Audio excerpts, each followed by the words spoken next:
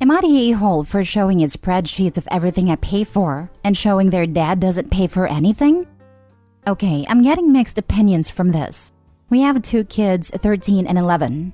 I'm not going to lie, we live a pretty frugal life. All the extra money I make goes into their college accounts or fun weekends.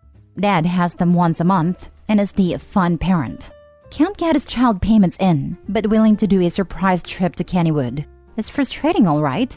I try not to say anything bad about him, but he has been pushing the narrative that without him and the money he gives me, we wouldn't have the home. It's so false. And now the kids are going, well, Dad pays for this. My last straw is when the kids told me that it's Dad who pays for the home. So I pulled up my budget spreadsheet and includes all the stuff that he pays for. So child support, and he hasn't paid for the past 2 months. The kids were upset for being lied to. And the oldest got in an argument with him since she called to confirm. We got in an argument and he's calling me a jerk. My friends are split on this and I am wondering if I went too far. Now for the top comments. Not the a-hole. The situation sucks. But your ex attacked. You were just defending yourself. So nope, not the a-hole. He is. The data will speak for itself. And that's why Opie's not the a-hole. If she had gone on the attack and said nasty things about her ex, it would be a little more gray. But all they did was give the kids a basic, factual account of their budget breakdown, so they understood the financial situation and allowed them to form their own thoughts about the subject. Kids are old enough for introductory personal finance 101. Will serve them well in future.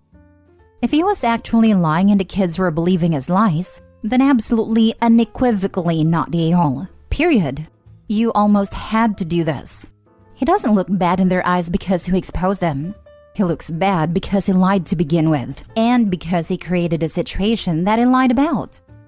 To add to that, the kids deserve to know what they are dealing with in case they ever need support from him in the future. Honestly, they will either learn now, or they will learn when a kid asks for money for something very important in the future and have their hopes crushed. Better to learn now.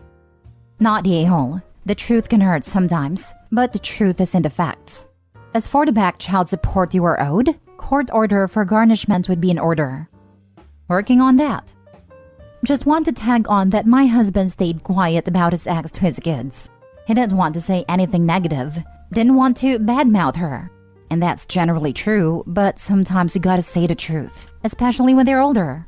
He never did. And now there are grown adults who believe that he did nothing to help them and that she was a saint when she was a cheater and want nothing to do with him. Don't make this mistake. Not the a-hole. Next story. Am I the a-hole for refusing to raise my son's child as I raised my daughter's child? I, 57, have 2 kids, Erica, 24 female, and Dave, adopted, 25 male, with my husband, Liam, 62. When Erica was 16, she got pregnant and decided to keep her baby. I was very upset, as I felt a child would impact her future and she wasn't thinking of the consequences. However, after having her son Adam 8 male, she became more responsible, and my husband helped raise Adam while she did high school and part-time when she completed her degree. She now works and supports herself and Adam. Dave announced recently that he and Anna, 25 female, are expecting their first child, and this caused tension in our family. Erica is my daughter from my first marriage and is mixed race, while me, Liam, Anna, and Dave are white.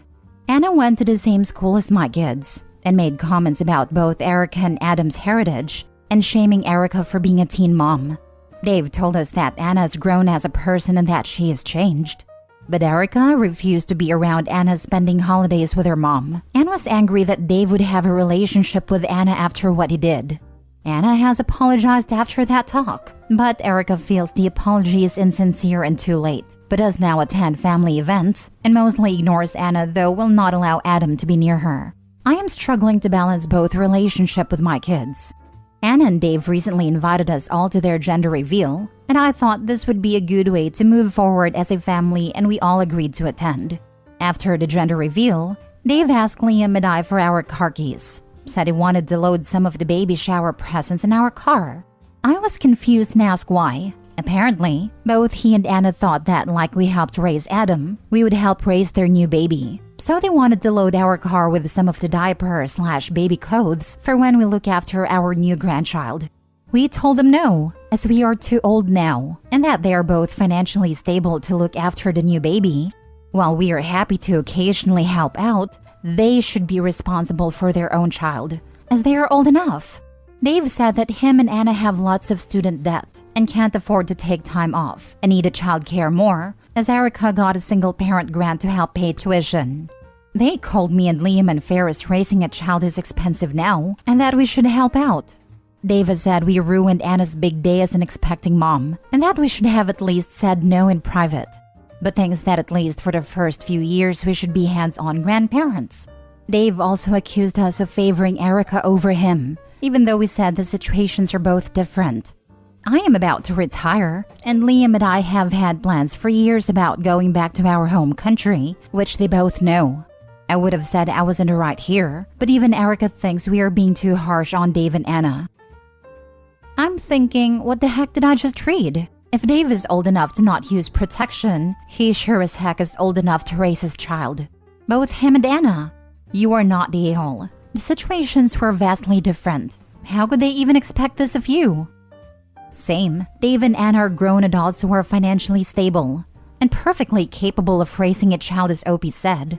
I'm sitting here trying to figure out how they justified Opie and husband basically raising their kid in their heads. I don't understand how two 25-year-old adults came to that conclusion.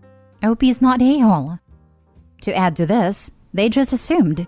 If they really feel that this should be what the grandparents do to be fair, maybe sit down and ask if they'd be willing to do this before packing all the baby things in a grandparent's car. On one level, I'm hoping this is an unplanned pregnancy, because if it was planned and they didn't have this discussion before they started trying, it makes them even worse. Wow, entitled. Not a-hole. Any of the following reasons are enough on their own. Combined, it's an especially compelling case of not a-hole. 8 years have passed since you took on that role to support your daughter, and you're about to retire. David is at a very different stage of life to what Erica was. This also reads as though Erica was a single parent as well as still in school, correct me if I'm wrong, whereas David and Anna will raise their child together as employed humans at the adult variety. You have valid reasons to feel uncomfortable around David's wife, which could possibly complicate the arrangement. They knew you had plans to return to your home country for a period. And the main one? They didn't even ask. They hadn't even discussed how this would work with you. We should have at least said no in private. How about them asking in private? Next story. Am I the a-hole for refusing to try and keep my kids quiet so my sister-in-law could sleep? My sister-in-law, her husband, and their kid currently live with myself, my husband, and our 3 kids. Their house burnt down, and it's in the process of being rebuilt. They've been here 2 months. My sister-in-law works overnights 3 nights a week. Her husband doesn't work. I work from home, and my husband works 5 to 6 days a week installing docks. Now, even on the days that sister-in-law doesn't work, she insists that my kids remain quiet and don't make noise at all, because she will insist on sleeping until 4 to 5 p.m. after going to bed at 11 p.m. the night prior. She claims it's because her body can't handle the sleeping schedule, but she refused to switch to day shifts. I'm honestly freaking sick of trying to keep my kids quiet, literally all day and most of the afternoon, so she can sleep, while I'm trying to work on top of that. My son has ADHD and he is off the walls most of the time, so I'm constantly having to stop what I'm doing, work, to go and correct my kid for having fun in his own house. I told my husband this wasn't working and that we needed to sit down with the sister-in-law and tell her this isn't working out and come up with an alternative. So he sat her down yesterday and basically told her she has 3 options. Either buy noise-canceling headphones, put a camper in our property and sleep out there, or change her work schedule. Because I will not be telling my kids to be quiet from sunup till sundown anymore. She said she can't sleep with headphones, doesn't want to change her schedule due to the pay differential, and can't afford a camper. I basically told her those were her options. Take it or leave it. Today I did not try to keep my kids quiet. I shouldn't have to in their home. Sister-in-law comes down complaining because she can't sleep, and I pretty much told her tough luck. I gave her options, and she refused all of them. Am I the a-hole? Not the a-hole. Beggars can't be choosers. You've taken her in after the fire, which is the decent thing to do, but it is her children's house first, and she needs to remember that. Keeping your kids quiet 24/7 for the indefinite future is a non-starter. Besides, when she gets tired enough, she'll sleep. Agreed. Also, some additional things that might help. Earplugs and white noise machine. There is a fourth option. They can live somewhere else. And why isn't her husband working? Is he a stay-at-home dad? Not the a-hole. He hasn't worked as long as I've known him, 8 years. No reason behind it. I feel like another option, if he's at home too, I'd have him manage the kids, take them to the park, local pool, etc. Nice idea, but let's be real. Any person who remains willfully unemployed after their house burns down and being forced to stay with in-laws is not someone who is going to step up and take an additional parental duties. Info, is your sister-in-law and her family contributing to your household in the form of rent or anything else? Not that it really matters, because you're right that it's your kids' home and they shouldn't have to be quiet in it all the time. She helps with around $200 worth of food a month, because we eat all meals together. Other than that, no. Definitely not the a-hole. She's pretty much freeloading and trying to dictate the rules here. She can get her own apartment if she wants to control her environment. Otherwise, she's a guest. Last story. Am I the a-hole for expecting to meet my grandchild? My 42 male son, J18, is having a baby with his girlfriend Kate, 18. I will be honest in saying I don't think they are ready for this. They have been together for less than a year, but she is due in July. Obviously, I know that things happen, so we are doing our best to embrace it. And I'm excited to meet this new little person. Anyways, Kate's family isn't involved. They honestly weren't great parents to begin with. When they found out, they kicked their pregnant 17-year-old to the streets. My son and her were living with me until 2 weeks ago when they got their first apartment. I'm extremely proud of them. We had a room set up for the baby, but since they got their own place, I let them take all the baby items I purchased.